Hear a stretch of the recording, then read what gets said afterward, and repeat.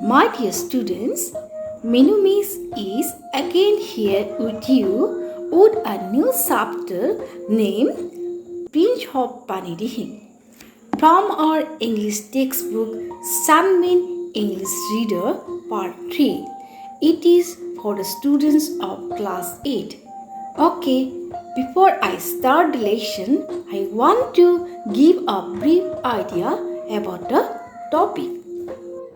This topic is related to flood situation in Assam. We know that flood in Assam is a deep headache for its people and also for the government of these northeastern states of India. Most of the districts of the state are affected by this natural calamity every year. Now, I am going to read down the lesson to know about the event of that natural disaster in Panidihing. All of you take out your book and follow the lines. It rained heavily all week. The swelling water of the Brahmaputra continued rising. Penny grabbed Sitolia and its neighboring villages. Khoghen's own village, Barka, was not far from there. That morning, a loud roar alerted the riverside villagers. They realized that the worst had happened. The embankment Sitolia village was freezed. Horrified, they braced themselves for what was to come. In moments, huge wave of water broke into the villages. The water rolled over some of the housetops.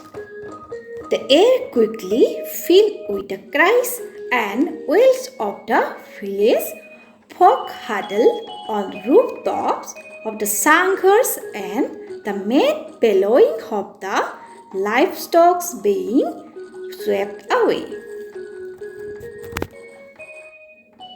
Khoghen, a young man of 17, quickly grasped the seriousness of the situation and swung into action. The village folk and even his classmates at Nitaipukuri College call him the Prince of Panidihing.